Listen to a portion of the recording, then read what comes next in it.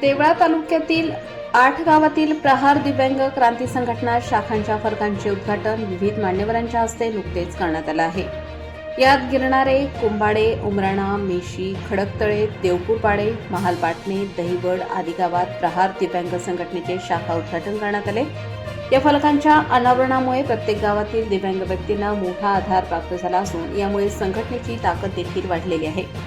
या फलकांच्या अनावरणाप्रसंगी प्रमुख पाहुणे म्हणून उपसंपर्क प्रमुख चंद्रभान गांगोडे, जिल्हाध्यक्ष ललित पवार, कार्याध्यक्ष बबलू मिर्झा, उपमहाराष्ट्र संपर्क प्रमुख सुरेखाताई ढवळे, प्रहार जनशक्ती पक्षाचे नाशिक जिल्हाध्यक्ष गणेश भाऊ निंबाळकर, हासिम ठोके, अंतू पवार, उपाध्यक्ष दत्तू जाधव, संदीप महाराज, रावसाहेब शिरसाट, देवळा तालुकाध्यक्ष माधव शिरसाट, उपाध्यक्ष दीपक देवरे, महिला अध्यक्ष अरुणा ठाकरे, बापू आहिरे, आनंदा चव्हाण, मेशी शाखाध्यक्ष रंजना शिरसाट, शेरावती बोरसे, आनंदा चव्हाण आदींसह असंख्य दिव्यांग बांधव उपस्थित होते।